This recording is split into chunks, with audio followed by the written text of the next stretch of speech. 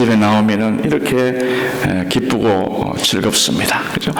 우리 모처럼 우리 또 오늘 오재원 장로님, 오인장 원사님도 이렇게 휠체어를 타고 이래 오셨는데 교회에 오시고 싶어서 얼마나 사모하시. 내가 가야 된다. 오셔서 오늘도 귀한 찬양 우리 하나님께 함께 올려드리신 우리 모든 우리 성도님들 하나님의 은총이 평강이 축복이 함께 하시기를 바랍니다. 사람은 쉽게 바뀌지 않는 것 같습니다. 사람이 한번 그 가치관이 형성이 되고 자신의 인격이 딱 되고 나면은 좀처럼 바뀌지가 않습니다. 그렇지만 바뀌는 경우가 가끔씩 있는데 그것은 뭔가를 정말로 깨달았을 때 이때는 사람이 바뀝니다. 그 이외에는 전에는 참 안 바뀝니다. 건강이 그렇습니다. 건강할 때는 잘 몰라서 바쁘게 몸을 움직이고 또 때로는 몸도 혹사하기도 하고 그러다가 일단 덜컥 몸져 눕게 되면은 내가 너무 몸을 혹사했네. 내 몸이 강철도 아닌데 내가 너무 이 건강관리에 소홀히 했구나. 이렇게 깨닫게 되는 것입니다. 그러면서 그 다음부터는 자주 휴식도 취하게 되고 음식도 아무 것이나 먹지 않고 항상 이렇게 조심하면서 안 하던 운동도 하게 되는 것입니다. 운전도 마찬가지입니다. 어떤 사람은 시속 90에서 100마일씩 막 과속을 하는 것을 자랑 삼아 말하는 사람이 있습니다. 나는 그렇게 달려도 한 번도 티켓도 안 띄고 한 번도 사고도 안 났고 나는 괜찮아. 그러다가 어느 날 꽝 부딪히고 나면은 온몸이 부서지고 안 아픈 데는 없고 막 찢어지고 보험료는 엄청 올라가고 그제서야 깨닫는 거예요. 그제서야 내가 너무 과신했구나. 내가 너무 속도를 높였구나. 잘못하다가는 내가 그냥 갈 수가 있었네. 이렇게 깨닫게 되면은 다음부터는 운전을 하면서도 속도를 보게 되고 주위를 살피게 되고 조심해서 운전을 하게 되는 것입니다. 그것도 늦게나마 깨닫게 된 것이 은혜라는 것이죠. 신앙생활도 마찬가지입니다. 사람이 믿음 생활을 한다 그러지만은 5년이 지나고 10년이 지나도 과거의 그 모습이 그대로 갑니다. 안 바뀌는 거예요. 사람이 안 바뀝니다. 5년 전에 10년 전에 하루에 5분 기도하던 사람이 지금도 여전히 5분밖에 기도를 못하는 그게 이 사람입니다. 예배 시간 10년 전에 늘 지각하는 사람은 역시 지금도 또 지각을 하고 있는 모습을 볼 수가 있습니다. 20년 전에 봉사 안 하던 사람은 지금도 여전히 봉사를 안 하고 있는 거예요. 그게 이 사람이에요. 바뀌질 않습니다. 존 오토버그 목사님이 쓴 평범 이상의 삶이라는 책에 보면은 탱크라는 사람이 나옵니다. 그 이름 그대로 그 사람은 정말 저돌적이고 탱크 같은 사람이었어요. 젊었을 때는 일일이 원망하고 따지고 다투고 싸우던 그런 성격이 아주 까칠한 그런 사람이었습니다. 한 번도 그냥 지나가는 법이 없어요. 날마다 얼굴이 울그락부르락 하면서 원망하고 늘 다투고 싸우던 그 사람이었습니다. 참 아주 별로 좋지 않은 성격이죠. 그런데 이 사람이 노인이 되었습니다. 그런데 여러분, 노인이 되었는데 이 사람이 바뀌었을까요? 안 바뀌는 것입니다. 이 사람은 젊었을 때는 까칠한 젊은이였지만 나이 들어서도 까칠한 노인이 되고 만 것입니다. 안 바뀌는 거예요. 여러분, 참 왜 그럴까요? 왜 그렇게 사람이 안 바뀔까요? 복음의 진리를 몰라서 그런 것입니다. 예수님을 진정으로 만나지 못했기 때문에 사람이 안 바뀌는 것입니다. 사울이라는 청년이 안 바뀌는 거예요. 그런데 예수님 만나고 나니까 바뀌지 않습니까? 예수님 제자들 안 바뀝니다. 이 제자들 얼마나 의심도 많고 겁도 많고 예수님 부인하고 배반하고 그 하던 것 그대로 가는 거예요. 그대로. 그러다가 부활하신 예수님을 딱 만나고 난 다음부터는 완전히 바뀌지 않습니다. 예수님 제자들은 뛰어난 사람이 거의 없습니다. 진짜 평범한 사람이고 어떻게 보면 평범 이하의 삶을 살던 그런 사람이에요. 별 볼 일이 없는 그런 사람입니다. 그런데 그 사람들이 예수님을 딱 경험하고 예수님 만나고 난 다음에 어떻게 되었습니까? 그들의 삶이 평범에서 벗어나서 비범한 삶으로 바뀌지 않습니다. 사람이 이렇게 어떻게 바뀔 수 있어요? 예수님 만나 성령 충만하게 될 때에 사람이 바뀌게 되는 줄로 믿습니다. 맹물과 같았던 그들의 모습이 가치 있는 포도주 같은 삶이 되어버렸습니다. 정말 겁이 많고 원망하던 그런 사람이 나중에는 악한 권세를 향해서 일어나서 복음을 외치는 정말 죽으면 죽으리라 순교를 각오하는 그런 사람으로 바뀌지 않습니까? 그 이유가 무엇입니까? 능력자이신 예수님을 만났기 때문입니다. 우리의 삶도 마찬가지입니다. 예수 그리스도를 만나고 복음의 능력을 제대로 깨닫게 된다면 우리의 삶에도 정말 놀라운 평범한 삶을 뛰어넘어 비범한 그런 삶으로 우리가 살아가게 되는 줄로 믿습니다. 그러나 안타깝게도 오늘날 이 복음이 막히고 또 정말 교회의 영향력이 자꾸 이렇게 땅에 떨어지는 이유가 무엇일까요? 무엇 때문에 이런 이 현상이 일어날까요? 그것은 바로 우리의 생각과 행동이 세상 사람들과 별반 다르지 않기 때문인 것입니다. 세상 사람들이 볼 때 뭔가 다르고 특출하고 비범한 것이 있어야 그들이 우리를 보고 따라올 텐데 우리의 모습이 안 바뀌는 거예요. 문제가 생기고 어려움이 생기면 기도할 생각 안 하고 똑같이 염려하고 절망하고 근심하니까 뭐 배울 게 없는 거예요. 본받을 게 없는 거예요. 자기와 다른 게 없는 거예요. 우리가 하는 사랑이 세상 사람들이 보는 그 사랑과 뭐 비슷하고 떨어지면 우리가 전하는 복음을 그들이 받아들이겠습니까? 받아들이지 않습니다. 우리의 도덕성이 세상 사람들의 도덕성과 다르다, 떨어진다. 그러면은 복음의 길이 막히고 마는 것입니다. 그러므로 이 혼탁한 세상에서 참된 복음을 우리가 전하기를 원한다면 우리에게는 뭔가 다른 것이 있어야 됩니다. 예수 믿는 자가 아니면 보여줄 수 없는 그 무엇인가를 그들에게 보여줄 때 그들이 예수님을 따라오게 되고 예수님을 믿게 되고 영접하게 되는 줄로 믿습니다. 그래야 복음의 열매가 맺힐 수가 있는 것이죠. 그런 의미에서 우리의 사고와 안목의 대전환이 필요한 것입니다. 오늘 시간에는 본문에 나온 다윗을 통해서 다윗이 인생의 전환점을 맞이하고 정말 좋은 모습으로 변화된 것을 우리가 발견할 수가 있습니다.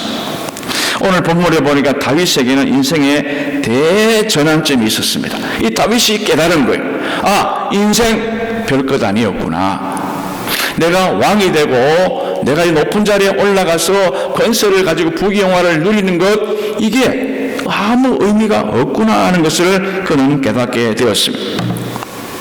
이런 내가 잡고 있던 모든 것이 언제 내 손을 떠날지 모르는 것이었구나 라는 것을 뒤늦게 깨닫게 되었습니다. 그러면서 이런 결론을 내리지요. 오늘 본문에 보니까 주여 이제 내가 무엇을 바라리요 오직 나의 소망은 주께 있나이다 라고 그런 고백하고 있지 않습니까? 여러분요, 그는 세상으로 향했던 그 마음을 다 떼어내버리고 그의 시선을 우리 주님께 하나님께 고정을 시켰다는 것입니다. 여러분, 이렇게 다윗처럼 자신의 생각과 인생관을 쉽게 바꾸기가 쉽지 않습니다. 대부분 사람들은 말은 그렇게 해요. 이 세상 잠깐 왔다 가는 세상인데 무슨 미련이 있나, 욕심이 있나, 공수래 공수고 빈손으로 왔다가 빈손으로 가는 것이 인생이니까 뭐 그냥 적당히 살다 가지. 말은 그렇게 하는데요, 행동은 다릅니다. 내가 말은 뭐 공수래 공수고 뭐 별로 안 가질 것 같은데 얼마나 욕심이 많은지 몰라. 내가 얼마 있으면 세상 떠날 텐데 뭐 그렇게 원수 맺고 뭐 그렇게 아웅다웅하고 사느냐. 말은 그렇게 해놓고 실제로는 그렇게 못하는 것입니다. 오늘 이 다윗이 어떻게 해서 그의 생각과 인생관이 바뀔 수가 있었겠습니까? 그 이유가 있어요. 무엇 때문에 바뀌었어요? 오늘 본문 13절에 보니까 그 이유가 나옵니다. 주는 나를 용서하사 내가 떠나 없어지기 전에 나의 건강을 회복시키소서라고 말하고 있습니다. 다윗은 지금 병을 앓고 있는 거예요. 다윗이 지금 건강했던 사람이 갑작스럽게 그 몸에 질병이 찾아오게 되었습니다. 우리가 아는 대로 다윗은 정말 나라를 잘 다스린 성군이고 하나님을 가까이 했던 사람이고 성전을 늘 사모했던 그런 사람 아닙니까? 그런데요, 그에게 시비 거는 사람이 너무 많은 거예요. 그에게 정적들이 날마다 죽이려고 하는 거예요. 온갖 말로 이 다윗을 괴롭힌 것입니다. 그러니까 다윗이요, 핫타임을 받는 거예요. 내가 내 성질대로 못하고 하나님 뜻대로 살아야 되니까 참은 거예요. 참고 얼마나 그런 사람이 많았는가 하면은 시편 3편 1절에 보니까 여호와여 나의 대적이 어찌 그리 많은지요 일어나 나를 치는 자가 많으니이다 그랬어요. 자기를 죽이려고 하는 사람이 한두 것도 없는 것을 보면서 자신은 얼마나 스트레스를 받았겠어요. 그런데 다윗은 그들과 대항해 싸우지 않고 하나님 뜻대로 살려고 하니 입을 꼭 굳게 다물고 참다 보니 아마 그의 몸에 그런 아무 병이 생겼을지도 모릅니다. 너무 참고 할 말 못하고 있으니까 몸에 이상이 생겼습니다. 아마 하나님이 계시다 하면 어떻게 내게 이런 어려움이 있는가라는 원망의 마음도 아마 있었을 것입니다. 사람이니까. 그렇게 죽이려고 사울이 괴롭히고 압살롬이 괴롭히고 신하들이 괴롭히고 하나님 이게 너무한 거 아닙니까? 그럼 하나님께 원망의 마음도 아마 있었을 것입니다. 학자들이 이해하면 이 다윗이 이 시편을 39편을 썼을 때 나이가 한 50에서 60대 정도 되었을 것이다 라고 보는 것입니다. 아직도 살 날이 많지 않습니까? 그런데 이 중년의 나이에 이렇게 질병도 오고 어려움을 당했으니 이 다윗이 얼마나 힘들었겠습니까? 그러나 다윗은 입을 다물었습니다. 자기 인생을 돌아보게 된 것입니다. 그래서 깨닫게 된 것이 뭐냐? 세상의 부귀 영화는 아무것도 아니야. 권력은 영원하지 못해. 건강 무너지면 다 무너지는 거야. 그러나 하나님은 영원하시고 나의 소망이시고 의지할 뿐이다 라는 사실을 그는 깨닫게 되자 하나님 나를 용서하시고 나의 질병을 치료해 주옵소서 라고 기도했던 것입니다. 우리도 경험하지 않습니까? 평소에는 못 느끼고 살다가 막상 어려운 문제를 딱 만나면은 세상 보는 눈이 달라지는 것입니다. 특별히 나이가 들면 들수록 세상 보는 눈이 새로워진다라고 이야기합니다. 젊었을 때 눈에 들어오지 않던 것이 나이가 들면서 눈에 들어오는 것이 얼마나 많습니다. 얼마 전에 내가 신문 칼럼을 봤는데 나이마다 변화하는 주기가 다르다라는 글을 보았습니다. 60대는요 변화하는 주기가 해마다 달라집니다. 그래서 연년이 바뀌어요. 해마다 변화하는 것을 느낄 수가 있어요. 70대가 딱 되고 나면요 계절마다 변하는 거예요. 철철이 바뀌어요. 철철이. 봄이 다르고 여름이 다르고 가을이 다르고 겨울이 다르고 이 사람이 변하는 모습을 또 자기가 알게 되는 거예요. 80대가 되면요 다달이 바뀝니다. 한 달이 달라져요. 한 달 1월달이 다르고 7월달이 다르고 12월달이 다르고 다른 거예요. 90대가 되면요 하루하루 달라져. 하루하루 나날이 달라. 나날이 100세가 되면요 시간마다 달라져. 시간. 얼마나 이게 변하는 속도가 빠른지 모릅니다. 우리가 사람이 늙어가는 것을 어떻게 막을 수가 있겠습니까? 아무도 이것을 막을 수가 없습니다. 그런데 이 내가 변화돼 가고 내가 이 늙어가면서 정말 이 문제 가운데 있을 때에 이것을 뛰어넘는 비결이 하나가 있는데요. 그것이 뭐냐? 그것은 바로 하나님을 깊이 만나야 하는 것인 줄로 믿습니다. 하나님을 딱 만나니까 다윗도 안정을 찾게 된 것입니다. 원망불평하고 너무 고난 가운데 힘들고 어렵고 정말 배신감 배반감으로 마음이 가득 차고 자기 몸 병들고 이런 것은 너무 많은데 앞으로 누릴 것은 누릴 날은 없고 얼마나 힘들었겠어요. 그런데 하나님 딱 만나고 나니까 그게 아무것도 아니라는 것입니다. 별 의미가 없다는 것입니다. 우리는 하나님을 깊이 만날 때 우리는 나이를 넘어서 생기를 얻게 되는 줄로 믿습니다. 생기를 얻는 것, 생기. 음악에도 뭐 칸타빌레 하는 음악 용어가 있어요. 칸타빌레, 아니마토, 생기 있게 이런 말입니다. 칸타빌레, 노래하듯이 이런 뜻이에요. 우리 인생은 하나님 만나고 나면요 생기가 있게 되고요 노래하며 살게 된다는 것입니다. 비록 내가 가진 것이 별로 없고 내가 건강도 모자라고 내 형편이 별로 좋지 않다 하지만은 능력 많으신 우리 주님 같다 연결되니까요 우리는 크게 별로 구애받지 않는다는 것입니다. 내가 주님 만나기 전에는 다른 사람보다 비교해서 못하면은 얼마나 속상한지 몰라요.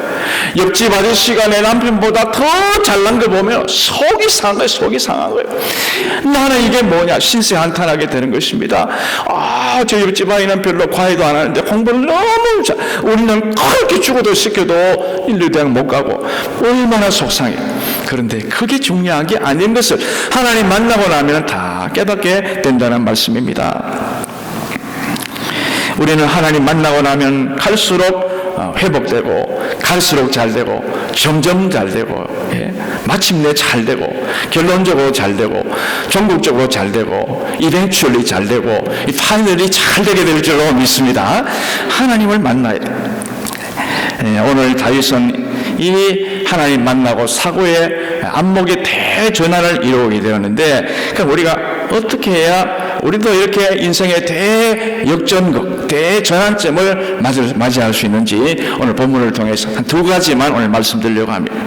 첫째로요, 현실을 바라보지 말고 하나님을 바라봐야 할 줄로 믿습니다. 현재를 바라보면 안 돼요. 그러면 소망이 생기지 않습니다.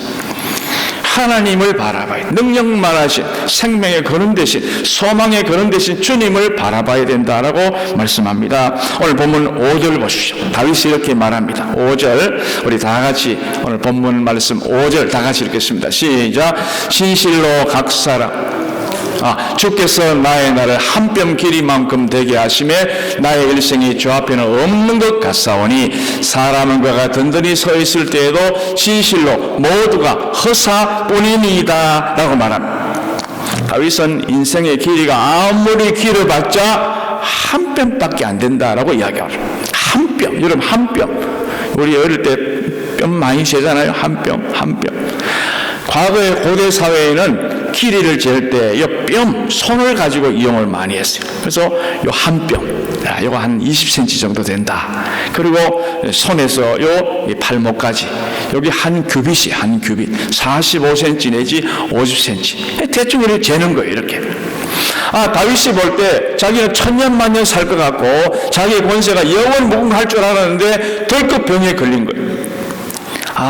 내 인생이 유한한 인생이구나. 한 뼘밖에 안 되는구나. 요거 2푼어치도 안 되는 거예요, 사실. 뭐 그렇게 큰 소리 쳤나? 이 다윗이 그거를 깨닫게 되었습니다. 내가 왕으로서 천하의 호령을 하고 굉장한 인생을 산 것 같은데 막상 지금 다 병들어 누워보니 아무것도 정말 자랑할 만한 것이 아무것도 없는 거예요. 한 뼘밖에 안 되는구나. 하나님 앞에서 없는 것과 같구나라는 깨달음을 얻게 되었습니다. 그렇지요. 사람은 누구나 넘어지지 않을 것 같아요. 내 모든 이런 것이 계속 이어질 것 같지만은 그렇지가 않습니다. 사람이 전성기가 있으면요 쇠퇴기가 분명히 있습니다. 계속 전성할 수는 없어요. 근데 그거를 몰라요. 그거를 그게 도취되어 있다 보니까 계속해서 계속 전성, 좋은 일만 계속 있을 줄 알았는데 그렇지 않습니다. 건강도요, 젊었을 때는 막 돌도 씹어 먹어도 아무 배탈도 안 나고 담석증도 안 걸릴 것 같은데 나이가 들면 안 그런 거예요. 뭐 조그마한 것 때문에 결국은 배탈 나고 설사하고 고생하지 않습니다. 내가 이런 업적을 막 자랑하고 막 후대에 모든 사람이 기억해 줄 것 같지요? 딱 세상 떠나고 나면 그 다음 날부터 잊어지기 시작합니다. 대단한 일을 이룬 분들 여러분 많지 않습니까? 특별히 우리나라 사람은 잘 잊어버리더라고요. 막 했다가요 금방 잊어버려요. 이 건망증이 심한 우리들 아닙니까? 그런 것들이 얼마나 오래 지속될 수가 있겠습니까? 아니죠. 다 건강도 무너질 때가 있고 이런 것도 다 내려놓을 때가 분명히 있다는 것을 깨닫고 우리는 늘 우리 주님 앞에 겸손하게 살아야 할 줄로 믿습니다. 저도 참 힘든 때가 있었어요. 제가 힘든 때가 언제냐, 제 일생을 쭉 돌아보니까 장교훈련 받을 때 이게 제일 힘이 들었던 것 같아요. 대학교 때 학군단을 하면서 이렇게 주위 친구들, 뭐 후배들, 선배들은 캠퍼스에 상당히 책 보고 막 이렇게 자기들은 즐기고 노는데 저는 연병장에서 구슬땀 흘리고 죽을 고생하는 거예요. 그리고 방학 때만 되면 또 부대에 가서 또 한 달씩 또 훈련 받고 쏘이기 급장 달고는 또 저 광주 보병학교 가서 또 4개월 동안 또 죽으려고 또 고생하고 총검술 제식 훈련 뭐 별의별 유격 훈련 화생방 훈련 또 부대에 가서는 대대 ATT 연대 RCT 사단 훈련 뭐 팀 스피리트 무슨 훈련 끝도 없이만 화생방 거기에 들어가서 방독면 쓰고 딱 들어갔다가 벗으니까 막 죽을 지경인 게 온 연기가 제 콧구멍에 막 땅구멍이 다 들어와요. 내가 뭐 하려고 지금 이거 하고 있냐. 딱 참을 수 있는 것이 하나가 있어요. 그것은 바로 대한민국의 육군 장교가 된다. 이거 하나만 먹고 딱 참아내는 거예요. 참 어렵습니다. 참 이게 견뎌내기가 참 어려워요. 전망에서 우리나라 최전선 강원도 철원군 건남면 마연리, 강원도 철원군 상서면 봉오리, 화천군 상서면 봉오리 여기서 제가 비무장지대에서 근무했잖아요. GP라는 곳에 최전방, 대한민국의 최전방 GOP 철책선보다 더 안에 들어가 있는 그야말로 비무장지대 안에 홀로 있는 섬 같은 요 지역에 이 GP장으로 소초장으로 가 있는 거예요. 적들이 언제 올지 몰라요. 언제 무슨 일이 벌어질지 몰라요. 또 수생대목 나가면은요 지뢰가 이렇게 올라 있습니다. M16 대인지뢰, M14 폭풍지뢰, 발목지뢰, 뭐 대전차 지뢰, 별 지뢰가 다 6.25 때 미군이 뿌렸고 인민군이 뿌려놓은 것들이 꽉 찼습니다. 지금도 우리 공병대가 많이 뿌리거든요. 이게 어디가 있는지 몰라요. 풀이 막 자라가지고. 그리고 그게 비가 오면은 이게 떠내려가지 않습니다. 그러니까 이동하는 거예요. 이게 터진 거는 터지지만 안 터진 거는 그대로 있는 거예요. 밟으면 지금도 터지더라고요. 그리고 이 동료들이 많이 다치고 또 목숨을 잃는 경우가 지금도 있습니다. 이 어려운 이 모든 것들을 어떻게 이겨내냐. 목사님이신 아버지께서 우리 어머니가 정말 군대 무사히 제대하게 해달라고 날마다 기도한 그 기도 덕분에 제가 이렇게 나오지 않습니다. 얼마나 돌아보면 내 힘으로 된 것이 아무것도 없어요. 다 하나님의 은혜로 지금까지 나오게 되었던 것입니다. 오늘 이 다윗이 가만히 보니까요, 자기가 이런 것 같이 보였지만은 자기가 한 것이 아니에요. 하나님이 하셨다. 그리고 지금 내가 문제 가운데 있고 질병 가운데 있는 것도 이걸 바라보면 또 못 일어나요. 하나님이 지금까지 모든 것을 하게 하신 하나님이 앞으로도 다시 이렇게 세워주실 줄 믿습니다라는 믿음이기 때문에 그런 그 모든 고난에서 이겨내게 된 줄로 믿습니다. 저는 그렇게 해서 군대 생활을 쭉 했는데 제가 군대에 있었던 그 모든 것들이 얼마나 소중했겠습니까? ROTC 단복, 베레모, 장교 계급장이 달린 정복, 전투복, 모자, 그리고 군화, 뭐 다 귀한 거예요. 다 제한되는 다 추억거리. 이거 가지고 있다 나중에 내 자식 낳으면 내가 우리 애한테 보여줘야지. 이거 가지고 다 전쟁 나면 이 옷 입고 바로 예비군 바로 해가지고 전쟁통에 나야지. 이런 부푼 마음을 가지고 제가 몇 년을 보관하고 있었어요. 그런데 한 번은 외출 갔다가 나오는데 큰일 난 일이 있습니다. 제가 그렇게 소중하게 그렇게 모아놓은 거를 제 아내가 다 버려버린 거예요. 아니, 그렇게 귀하고 그렇게 추억이 담겨있고 그렇게 땀이 흘려있는 그걸 왜 버린다? 취의길을 가는데 이게 무슨 필요하냐? 그러면서 다 버렸다는 거예요. 정말 저는 그때 세상 모든 것이 정말 허사구나 하는 것을 그때 깨달았어요. 미국 와서도요, 제가 거라지 세일을 이렇게 하는 걸 지나가 보는데 한 번은 참 인상 깊은 거라지 품목이 나와 있어요. 어떤 그 집에 할아버지가 돌아가시는데 할아버지 유품이 나왔어요.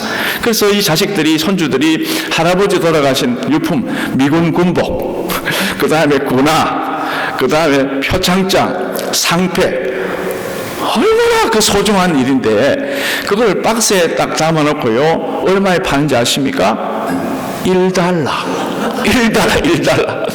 여러분요, 그 본인이 알려면 아마 까무러칠 일인데 별로 의미가 없다. 세상에서 내가 뭐 이루었다 생각한 게요, 별로 그 가치가 없는 거예요. 그러나 가치 있는 것이 뭐냐? 우리 주님과 연결된 것은 정말 가치 있는 일인 줄로 믿습니다. 내가 주님 전에 나와서 봉사한 거, 내가 주님 앞에 나와서 눈물을 흘리고 기도한 거, 이거는요 주님이 다 기억하세요. 히스기야가 병들었잖아요. 히스기야 병들어서 주님 앞에 주님 저 병을 좀 고쳐달라고 그러면서 때를 쓰는데, 주님, 제가 주님 앞에 조금이라도 잘한 것 곧 추억해 주시고 기억해 주시고 나의 병을 고쳐달라고 그렇게 때를 쓰지 않습니까? 여러분, 주님 앞에 뭐 잘한 게 있어야 때를 쓰지, 잘한 건덕지가 있어야 주님 앞에 매달리지. 아무것도 한 것도 없는데 살려달라고 얼마나 그 뻔뻔하지 않습니까? 히스기야는 잘한 게 많았습니다. 그 조상들부터 내려오던 우상을 다 버리고 바알 다 버리고 아세라 다 부숴버리고 목상 다 태워버리고 돌가루는 전부 다 만들어서 시내가 기드론 시내가에 뿌려버리고 유월절을 새로 만들고 또 교회 예배를 활성화시켜 좋은 일을 많이 했어요. 그런데 하나님 내가 어려울 때 나를 좀 굽어 살펴달라고 그렇게 기도했더니 결국 하나님께서 그의 생명을 15년 연장시켜 주시고 그의 모든 대적들을 다 물리쳐 주신 줄로 믿습니다.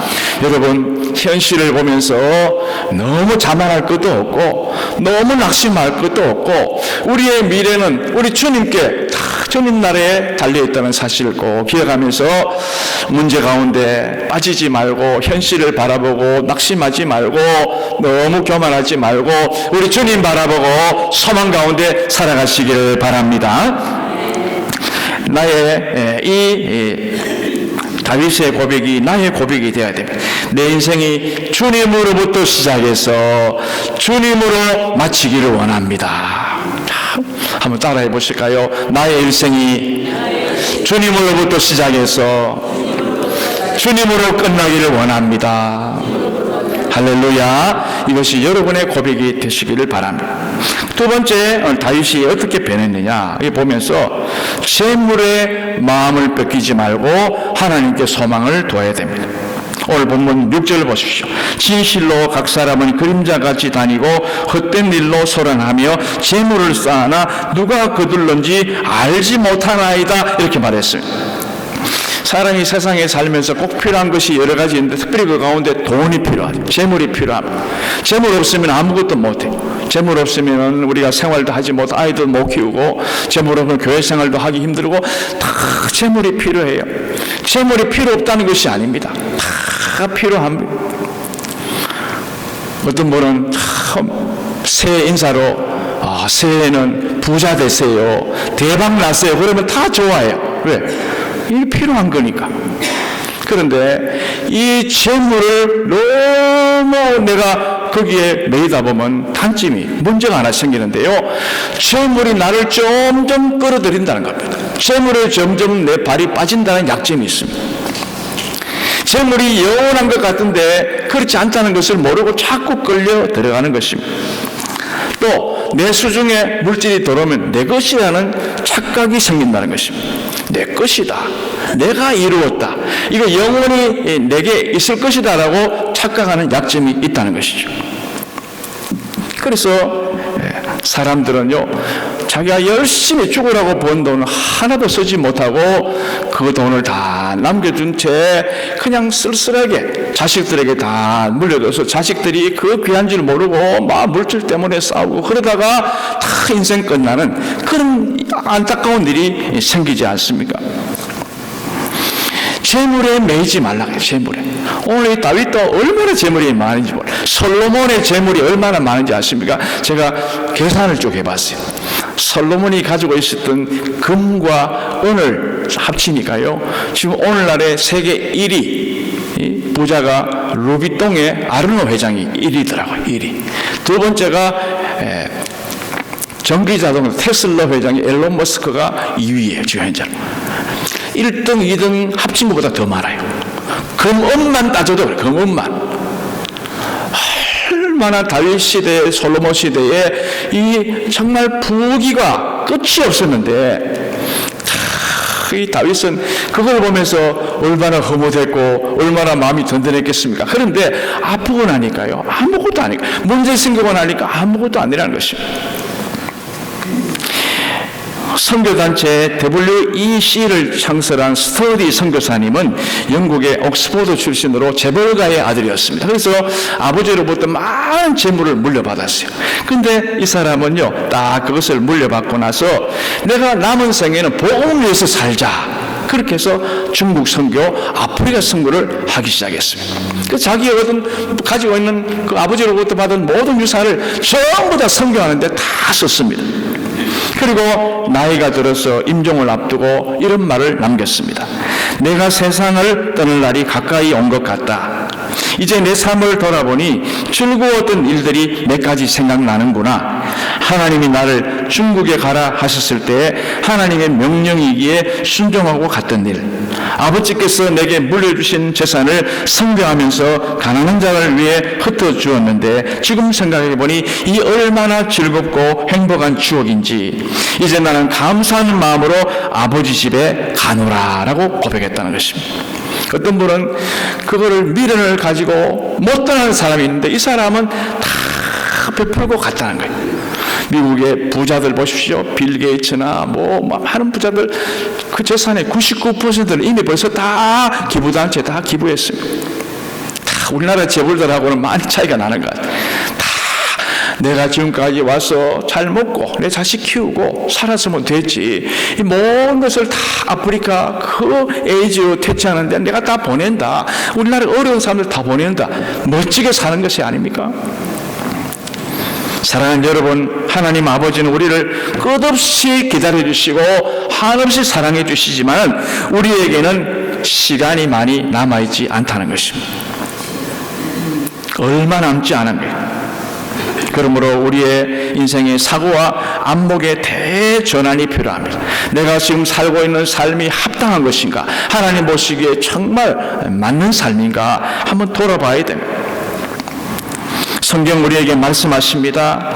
나의 형편, 질병, 자녀 문제에 빠지지 말고 하나님만 소망하며 살아라. 내게 주신 물질에 치심치 말고 그 물질을 잘 누리고 다스리고 그 물질을 흩어주고 나누어주면서 살다가 오라. 주님이 그렇게 말씀하시는 것입니다. 미국에서 장례식을 하는데 가보면은 그 관에 고인이 평소에 입고 있던 그 옷을 다 입고 이렇게 비행을 하지 않습니까? 그런데 한국에서는 아직도 다 수의를 입히는 거예요. 수의를. 수의에도 일반 살아있는 사람 옷과 똑같습니다. 속옷도 입히고 겉옷도 입히고요, 양말도 신기고 손에 장갑도 신고 머리에도 다 이렇게 감아서 두건처럼 다 똑같아요. 살아있는 사람들이 입는 거 똑같이 입어요. 그런데요, 결정적으로 다른 것이 하나가 있습니다. 살아있는 사람과 죽은 사람의 결정적으로 다른 것이 뭐냐? 수위에는 호주머니가 없습니다. 호주머니가 필요 없는 거예요. 그럴 날이 온다고 말이죠. 너무 내가 가진 것을 거기에 마음 뺏기지 말고 하나님이 원하시는 일을 하다가 오라고 말이죠. 알렉산더 대제가 세상을 다 정복하고 나서 더 이상 정복할 데가 없다라고 말하면서 마지막 그가 죽으면서 관에 딱 누워서 죽기 전에 유언을 합니다. 내가 죽으면은 관 옆에 양쪽에 구멍을 내라는 거예요. 구멍을 내서 내 빈손을 보이게 하라. 다 얻은 것 같은데, 다 가진 것 같은데 갈 때는 빈손이에요. 빈손. 아무것도 없이 가는, 그게 인생이라고 말이에요. 우리 인생에는 대전환점이 필요합니다. 우리 사고에 이 전환이 필요한 것입니다. 현실을 바라보지 말고 주님 바라보고, 재물에 마음 뺏기지 말고 주님 바라보고, 정말 주님 기뻐하시는 일 하다가 주님 앞에 다 들림받는 우리 모든 인생들이 되시기를 간절히 축원합니다. 하나님 아버지 감사드립니다. 우리가 평소에는 깨닫지 못하던 것을 주의 말씀을 들을 때, 예수님 만날 때 우리가 깨닫게 되는 것을 우리가 알면서 깨닫는 것이 은혜인 줄로 믿습니다. 주의 말씀 들으면서 지금까지 또 잊고 살았던 것을 다시 한 번 더 기억하고 깨닫고 돌아가는 저희들 되게 하여 주시옵소서. 주님만 소망하며 주님만을 기쁘시게 하며 사는 남은 인생 되게 도와주시옵소서. 예수님 이름으로 기도하옵나이다. 아멘. 우리 말씀을 생각하시면서 찬송가 94장을 찬송하시면서 준비한 예물을 올려드리시겠습니다.